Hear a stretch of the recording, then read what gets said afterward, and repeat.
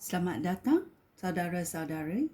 Hari ini kita mau mendengar Kisah Rasul-Rasul babak ke-28.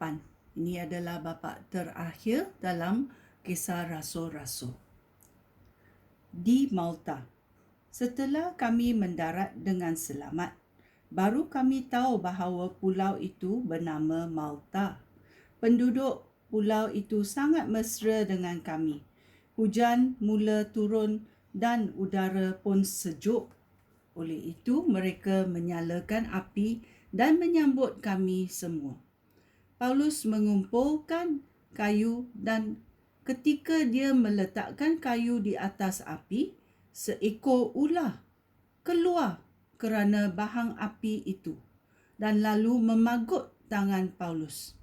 Apabila penduduk pulau itu melihat ular terjuntai pada tangan Paulus, mereka bercakap sesama sendiri, "Orang ini tentu pembunuh."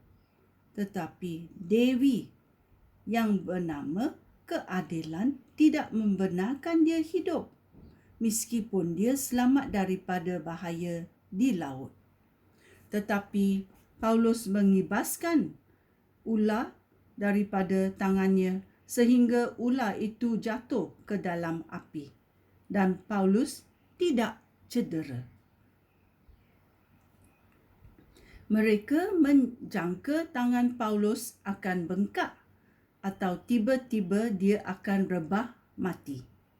Tetapi setelah menunggu beberapa lama dan tidak ada sesuatu yang luar biasa berlaku kepada Paulus, mereka berubah fikiran, lalu berkata bahawa Paulus itu dewa. Tidak jauh dari tempat itu, terdapat tanah yang dimiliki oleh Publius, Governor pulau itu. Dia menyambut kami dengan baik dan selama 3 hari kami menjadi tetamunya. Pada masa itu, bapaknya sedang demam dan menderita ceret-beret.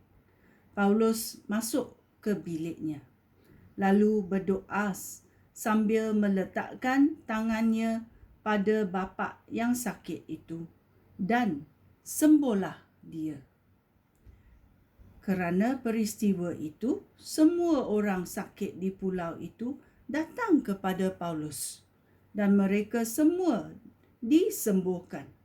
Mereka memberi kami banyak hadiah dan apabila kami hendak berlayar, mereka membawa bekalan ke kapal bagi perjalanan kami. Dari Malta ke Roma. 3 bulan kemudian, kami berlayar dari pulau itu dengan kapal dari Alexandra yang menggunakan lambang Dewa Kembah. Kapal itu sudah berlabuh di pulau itu sepanjang musim sejuk. Kami tiba di kota Sirakusa dan tinggal di situ selama 3 hari. Dari situ kami berlayar lagi dan tiba di kota Rhegium. Keesokan harinya angin mula bertiup dari selatan dan dalam 2 hari kami tiba di kota Puteoli. Di situ kami berjumpa dengan beberapa orang yang percaya kepada Yesus dan dengan jemputan mereka kami tinggal dengan mereka selama seminggu. Lalu tibalah kami di Roma. Pengikut Yesus di Roma mendengar kabar tentang kami. Mereka datang sampai ke Pasar Appius dan ke penginapan 3 untuk menyambut kami. Apabila Paulus berjumpa dengan mereka, dia bersyukur kepada Allah kerana hal itu menggalakkan dia. Di Roma, ayat 16. Apabila kami tiba di Roma, Paulus dibenarkan tinggal seorang diri dengan dikawal oleh seorang askar. Selepas 3 hari, Paulus memanggil pemimpin-pemimpin orang Yahudi tempatan. Sesudah mereka berkumpul, dia berkata kepada mereka, saudara-saudara orang Yahudi, saya tidak bersalah apa-apa pun terhadap bangsa kita atau melanggar adat resam yang kita terima daripada nenek moyang kita. Meskipun demikian, saya ditangkap di Yerusalem dan diserahkan kepada bangsa Roma. Setelah memeriksa perkara saya, orang Roma hendak membebaskan saya kerana mereka tidak mendapati saya melakukan kesalahan yang patut dihukum dengan hukuman mati. Tetapi orang Yahudi menentang keputusan itu, dan saya terpaksa mengajukan rayuan supaya diadili oleh Kaisar Roma. Meskipun saya tidak mempunyai tuduhan terhadap bangsa saya sendiri. Itulah sebabnya saya meminta berjumpa dengan saudara-saudara supaya boleh bercakap dengan saudara semua. Sebenarnya saya dibelenggu seperti ini kerana dia yang diharapkan oleh bangsa Israel. Lalu mereka berkata kepadanya, kami belum menerima sepucuk surat pun daripada Yudea tentang perkara saudara. Tiada seorang pun daripada mereka yang datang membawa khabar tentang saudara atau bercakap buruk tentang saudara. Tetapi kami ingin mendengar pendapat saudara kerana kami tahu bahawa orang di serata tempat mencela kumpulan yang saudara anggotai.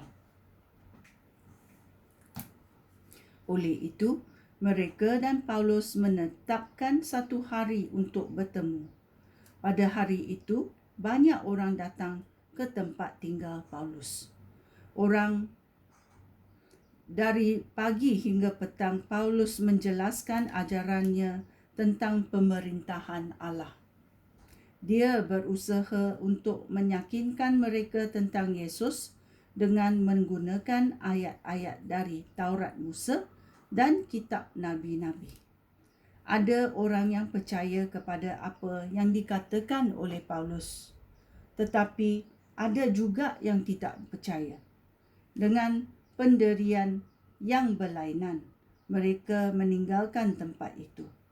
Kerana Paulus mengatakan hal ini kepada mereka.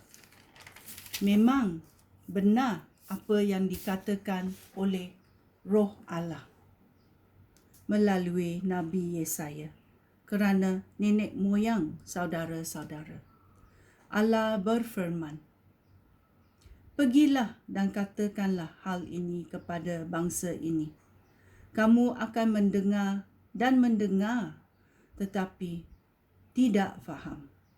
Kamu akan mendengar, melihat, tetapi tidak nampak. Kerana seolah-olah fikiran bangsa ini tumpul, telinga pekak dan mata buta. Jika mereka tidak demikian, tentu mata mereka akan melihat, telinga akan mendengar, dan fikiran boleh mengerti, sehingga mereka akan kembali kepada aku, dan aku pun akan menyembuhkan mereka. Akhirnya, Paulus berkata, saudara-saudara harus tahu bahawa perkabaran tentang penyelamatan yang dikurniakan oleh Allah sekarang sudah dikabarkan kepada orang bukan Yahudi. Mereka akan menerimanya. Setelah Paulus berkata demikian, orang Yahudi meninggalkan tempat itu sambil bertengkar sesama sendiri dengan sengit. Selama 2 tahun, Paulus tinggal di Roma, di rumah yang disewanya sendiri. Dia menyambut sesiapa sahaja yang datang melawatnya dengan kebebasan dan keberanian. Dengan kebebasan dan keberanian, Paulus mengabarkan ajaran tentang pemerintahan Allah dan memberitakan ajaran tentang Tuhan Yesus Kristus. Ya, Tuhan Yesus Kristus adalah penyelamat yang diutus oleh Allah.